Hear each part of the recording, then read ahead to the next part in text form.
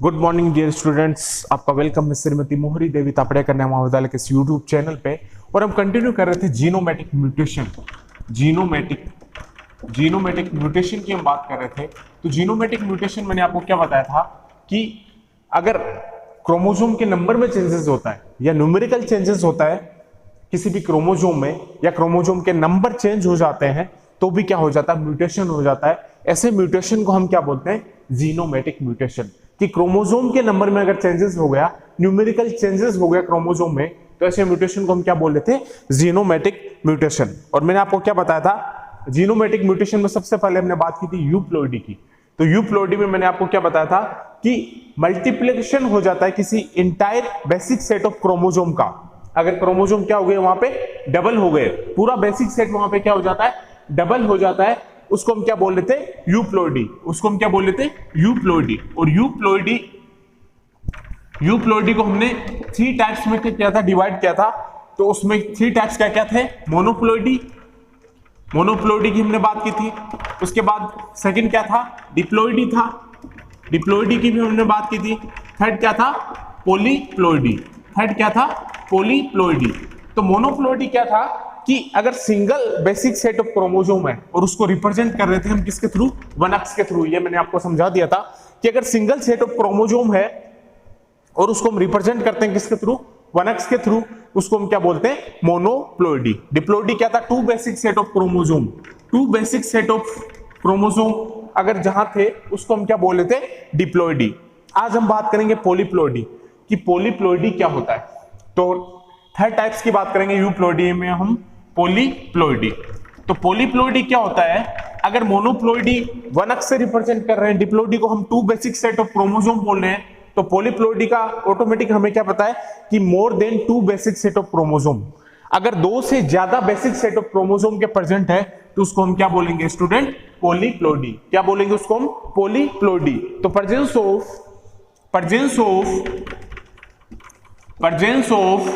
More than 2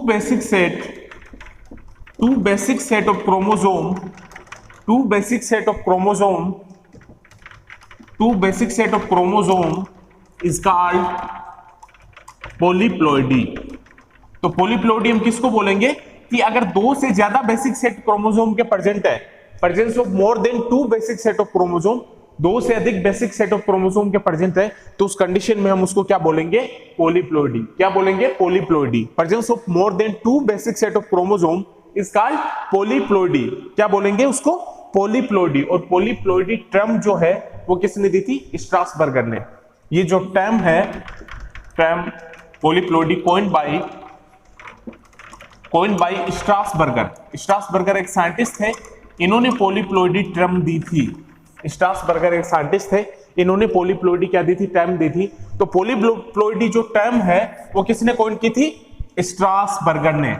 किसने coin की थी, स्ट्रासबर्गर ने। जो पॉलीप्लॉइडी टर्म है, पॉलीप्लॉइडी किसने बताया था सबसे पहले, कौन से साइंटिस्ट ने बताया था, स्ट्रासबर्गर ने।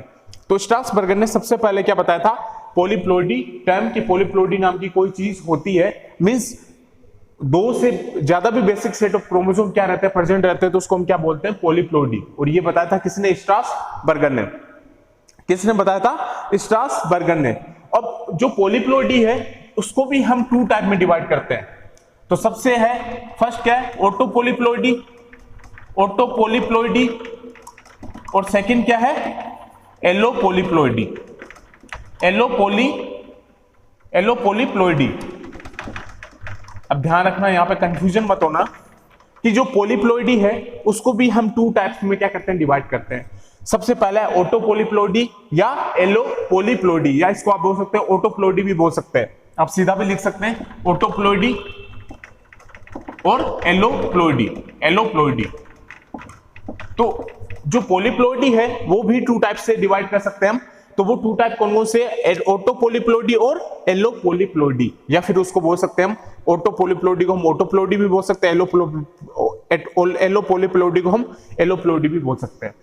तो जो पॉलीप्लॉइडी है उसको भी हम 2 टाइप्स में क्या करते हैं, डिवाइड करते हैं, ऑटोपॉलीप्लॉइडी और एलोपॉलीप्लॉइडी। तो कोई कंफ्यूजन कोई कंफ्यूजन नहीं होना चाहिए, क्योंकि पॉलीप्लोइडी को हम टू टाइप्स में क्या कर रहे हैं, डिवाइड कर रहे हैं, ऑटो पॉलीप्लोइडी और एलो पॉलीप्लोइडी। अब सबसे पहले हम लेते हैं कि ऑटो पॉलीप्लोइडी क्या होता है। अब हम बात करेंगे कि ऑटो पॉलीप्लोइडी क्या होता है। तो पॉलीप्लोइडी क्या होता है कि दो से ज्यादा अगर बेसिक सेट क्रोमोसोम के प्रेजेंट है उसको हम क्या बोल रहे हैं, पॉलीप्लोइडी। और पॉलीप्लोइडी को हम टू टाइप्स में क्या कर रहे हैं, डिवाइड कर रहे हैं। तो सबसे पहले टू टाइप्स में से हम लेंगे allopolyploidy, autopolyploidy, sorry, सबसे पहले हम लेंगे ऑटो पॉलीप्लोइडी, या ऑटोप्लोइडी भी बोल सकते हैं इसको हम, ऑटोप्लोइडी भी बोल सकते हो या ऑटो पॉलीप्लोइडी भी बोल सकते हो।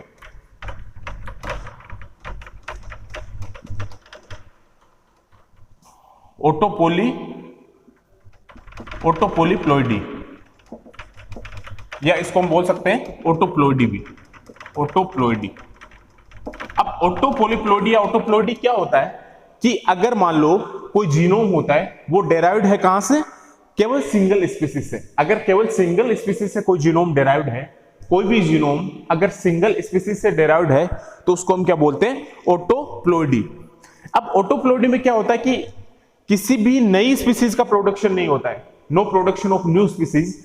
ऑटो पॉलीप्लोइडी या ऑटोप्लोइडी का मतलब क्या है कि इसमें किसी भी नई स्पीसीज का प्रोडक्शन नहीं होता है, नई स्पीसीज का फॉर्मेशन नहीं होता है, ये डेराइव्ड होता है, इसका जो जीनोम है वो डेराइव्ड होता है ओनली फ्रॉम सिंगल स्पीसीज।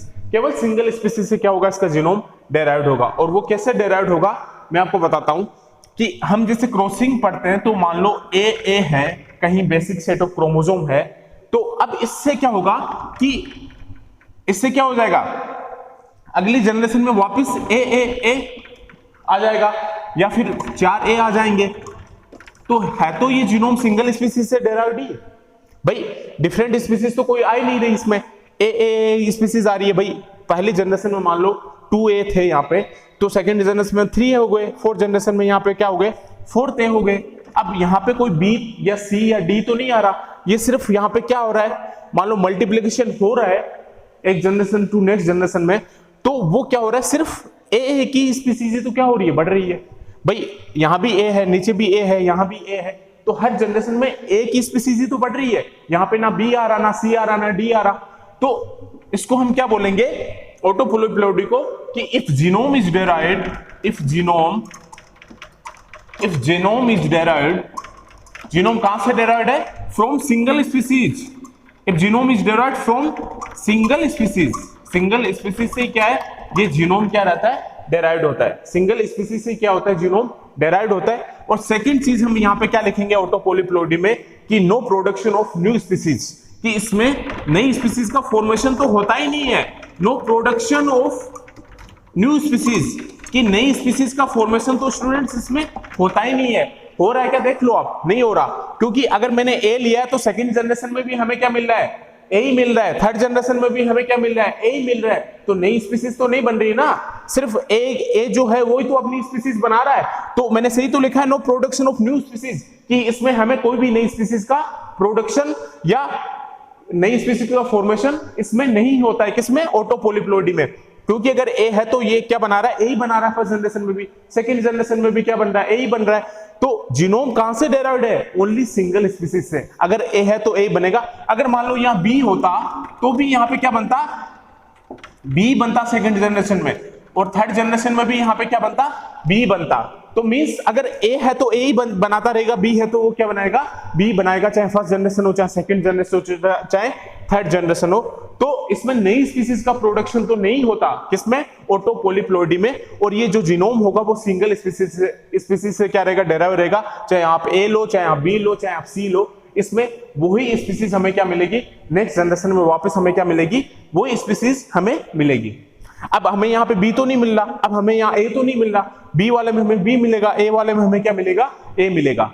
चाहे नेक्स्ट जनरेशन फर्स्ट जनरेशन लो, चाहे सेकंड जनरेशन लो, चाहे थर्ड जनरेशन लो, चाहे कितना ही मल्टीप्लिकेशन हो जाए, ए वाले में हमें ए मिलेगा, बी वाले में हमें बी मिलेगा। यहाँ पे सी डी ए हमें नहीं मिलेगा।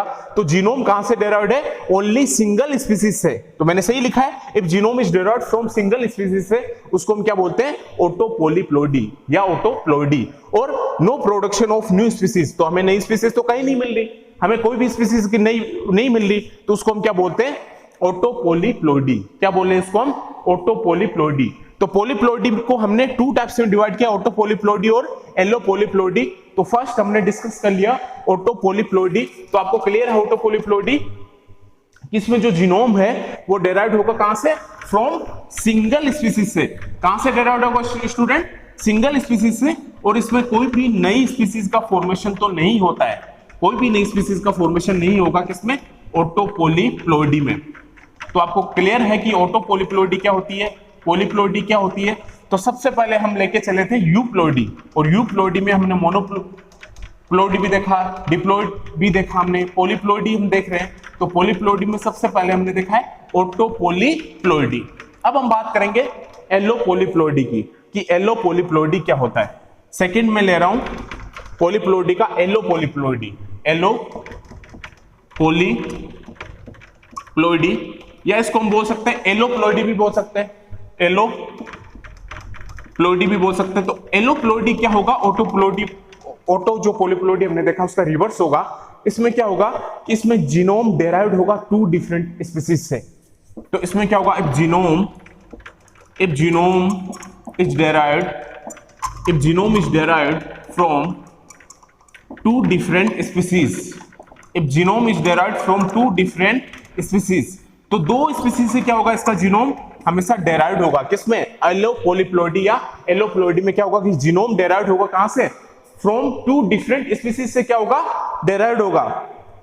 तो अगर टू डिफरेंट स्पीसीज से डेराइव्ड होगा तो ये प्रोडक्शन करेगा किसका? नई स्पीसीज का। ये नई स्पीसीज का क्या करेगा? फॉर्मेशन करेगा।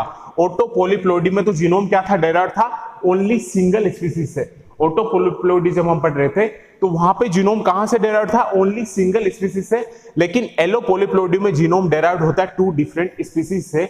अगर वहां पे सिंगल स्पीसीज से जीनोम डेराइव्ड था ऑटो पोलीप्लोइडी में, तो वहां नई स्पीसीज का फॉर्मेशन तो नहीं हो रहा था। लेकिन एलो पोलीप्लोइडी में अगर जीनोम डेराइव्ड है टू डिफरेंट स्पीसीज से, तो यहां पे नई स्पीसीज का क्या होगा? प्रोडक्शन तो होगा। तो क्या होगा कि इट प्रोड्यूस न्यू स्पीसीज। ये क्या करेगा? नई स्पीसीज का फॉर्मेशन तो करेगा। कौन? एलो पोलीप्लोइडी क्या करेगा? It produce new species. अब न्यू स्पीसीज का फॉर्मेशन क्यों करेगा? क्योंकि इसका जीनोम डेराइव्ड हो रहा है टू डिफरेंट स्पीसीज से। अब टू डिफरेंट स्पीसीज मान लो क्या है कि यहां पे मैं क्रॉस करा रहा हूं ए और बी में। तो अगर ए और बी में क्रॉस करा रहा हूं तो यहां पे क्या आ जाएगा? ए और बी दोनों आ जाएंगे। अब अगली जनरेशन में यहां पे हमें क्या मिल जाएगा? अगली जनरेशन में हमें वापस ए बी मिल जाएगा। तो हमें क्या मिल रहा है? नई स्पीसीज मिल रही है। इसमें हमें क्या मिल रही है? नई स्पीसीज मिल रही है। वहां तो हमें क्या मिल रहा था? ऑटो पोलीप्लोइडी में तो हमें क्या मिल रहा था? सिर्फ ए ही क्या मिल रहा था हमें कि एक ही स्पीसीज के मेंबर मिल रहे थे। लेकिन यहाँ पे तो हमें दो स्पीसीज के मेंबर मिल रहे हैं। ए बी में अगर मैं कराऊंगा क्रॉस तो आगे भी हमें ए बी क्या होंगे? मिलेंगे। तो यहाँ पे हमें दो स्पीसीज मिल रही है, यहाँ पे हमें क्या मिल रही थी? Only single species. तो यहाँ पे न्यू स्पीसीज का क्या हो रहा है? प्रोडक्शन हो रहा है किसमें? एलो पोलीप्लोइडी में। ऑटो पोलीप्लोइडी में हमें सिर्फ सिंगल स्पीसीज का क्या हो रहा था? सिंगल स्पीसीज मिल रही थी, वहां पे नई स्पीसीज का फॉर्मेशन नहीं हो रहा था। अब एक चीज और ध्यान रखना कि अगर पोलीप्लोइडी कंडीशन, तो ये आपको क्लियर होगा पोलीप्लोइडी क्या होता है? टू टाइप से होता है। सबसे पहले हमने लिया ऑटो पोलीप्लोइडी। तो ऑटो पोलीप्लोइडी का जीनोम होता है सिर्फ सिंगल स्पीसीज से डेराइव्ड, और ये नई स्पीसीज का प्रोडक्शन तो नहीं करता है। अगर हमें ए कंडीशन लेंगे तो हमें हर जनरेशन में ए ही मिलेगा। और अगर एलो पोलीप्लोइडी की कंडीशन लेंगे तो ये जीनोम क्या होगा? डेराइव्ड होगा टू डिफरेंट स्पीसीज से, और इसमें नई स्पीसीज का क्या होता रहेगा? प्रोडक्शन होता रहेगा। क्योंकि वहां तो हमें एक टाइप की स्पीसीज मिल रही थी, लेकिन हमें यहाँ पे दो टाइप की क्या मिल रही है? स्पीसीज मिल रही है। अगर हम क्रॉस कराते हैं तो हमें क्या मिलती है? टू टाइप की स्पीसीज। अब एक कंडीशन और आती है पोलीप्लोइडी में। तो पोलीप्लोइडी का कंफ्यूजन आपको क्लियर हो गया होगा। अब पोलीप्लोइडी में एक और चीज आती है कि अगर इसमें पोलीप्लोइडी ओड नंबर का होगा, मींस अगर इवन नंबर आएगा तब तो कोई दिक्कत नहीं है। इवन मतलब सेम नंबर। ओड नंबर अगर आएंगे पोलीप्लोइडी में कहीं भी, तो ओड नंबर होगा तो इसके जो स्पीसीज है वो क्या होगी? कौन सी स्पीसीज प्रोड्यूस होगी? सीडलेस, मतलब स्टेराइल कंडीशन में स्पीसीज क्या होगी? प्रोड्यूस होगी। तो अगर पोलीप्लोइडी विथ ओड नंबर, अगर पोलीप्लोइडी ओड नंबर से आता है, ओड नंबर और इवन नंबर तो समझते होंगे ना आप। इवन नंबर मतलब सेम नंबर, इवन किसको बोलेंगे, जो सेम नंबर है उसको इवन नंबर बोलेंगे। तो पॉलीप्लोइडी अगर विथ ओड नंबर में आता है, अगर ओड नंबर में आएगा तो ये क्या होगा, इज सीडलेस। ये क्या होगा, सीडलेस होगा, या फिर इसको हम स्टाइल कंडीशन भी क्या करेंगे, बोलेंगे। इसको हम क्या बोलेंगे, स्टाइल कंडीशन। तो ये क्या होगा, फर्टाइल नहीं होगा। ये कंडीशन अगर पॉलीप्लोइडी ओड नंबर का है तो वो कभी फर्टाइल नहीं होगा, वो क्या होगा, सीडलेस होगा या फिर स्टाइल कंडीशन में होगा, कभी फर्टाइल नहीं होगा। कौन सी कंडीशन में होगा, वो स्टाइल कंडीशन में होगा अगर ओड नंबर है तो। अगर इवन नंबर है तो वो फर्टाइल कंडीशन में होगा, लेकिन ओड नंबर है तो वो किस में होगा, स्टाइल कंडीशन में, क्योंकि यहां पे गैमेट फॉर्मेशन में प्रॉब्लम आएगी। अगर पॉलीप्लोइडी ओड नंबर में है तो स्टूडेंट हमें गैमेट फॉर्मेशन में क्या आएगी, प्रॉब्लम आएगी, प्रॉब्लम इन गैमेट फॉर्मेशन। और प्रॉब्लम इन गैमेट फॉर्मेशन में आएगी तो यहाँ पे एम्ब्रियो का फॉर्मेशन भी नहीं होगा, और जो ऑफस्प्रिंग है वो क्या होगी, यहाँ पे स्टाइल होगी, वो फर्टाइल नहीं होगी, वो क्या होगी, यहाँ पे स्टाइल होगी, क्योंकि गैमेट फॉर्मेशन में क्या आएगी, इसमें प्रॉब्लम आएगी। तो पॉलीप्लोइडी अगर ओड नंबर में है, इवन नंबर में नहीं है, तो वो क्या होगी, स्टाइल कंडीशन में रहेगी। अगर इवन नंबर सेम नंबर में होगी तब तो वो क्या होगी, हमेशा फर्टाइल कंडीशन में होगी। तो ये आपको क्लियर है कि जीनोमेटिक म्यूटेशन का सबसे पहले हमने लिया था यूप्लोइडी कंडीशन, और यूप्लोइडी को मैंने डिवाइड किया था 3 पार्ट्स में, मोनोप्लोइडी, डिप्लोइडी और पॉलीप्लोइडी। तो मोनोप्लोइडी मैंने क्या बताया था कि इसको हम रिप्रेजेंट करते हैं 1 अक्ष से। डिप्लोइडी में क्या होते हैं, 2 बेसिक सेट होते हैं, और पॉलीप्लोइडी में 2 से अधिक सेट्स प्रेजेंट होते हैं, उसको हम क्या बोलते हैं, पॉलीप्लोइडी। और पॉलीप्लोइडी को हमने डिवाइड किया ऑटो पॉलीप्लोइडी और एलो पॉलीप्लोइडी में। तो पॉलीप्लोइडी को मैंने आपको क्या बताया था कि पॉलीप्लोइडी क्या होती है, 2 से अधिक बेसिक सेट क्या होंगे, इसमें प्रेजेंट होंगे, और इसको हमने डिवाइड किया ऑटो पॉलीप्लोइडी और एलो पॉलीप्लोइडी में। तो ऑटो प्लोइडी क्या थी, ऑटो प्लोइडी में जीनोम डेराइव्ड था ओनली सिंगल स्पीसीज से, नई स्पीसीज का फॉर्मेशन नहीं हो रहा था। एलो पॉलीप्लोइडी में क्या कंडीशन थी कि इसका जो जीनोम है वो 2 डिफरेंट स्पीसीज से डेराइव्ड था, और इसमें क्या था, इसमें इस नई स्पीसीज का प्रोडक्शन हो रहा था। तो ये कंडीशन हमें मिली ऑटो पॉलीप्लोइडी और एलो पॉलीप्लोइडी। तो हमने हमारा यूप्लोइडी जो कॉन्सेप्ट है वो हमारा क्या हो गया, फिनिश हो गया। आगे हम बात करेंगे एन्यूप्लोइडी क्या होती है, एन्यूप्लोइडी के टाइप्स क्या होते हैं, नेक्स्ट क्लास में डिस्कस करेंगे। Thank you.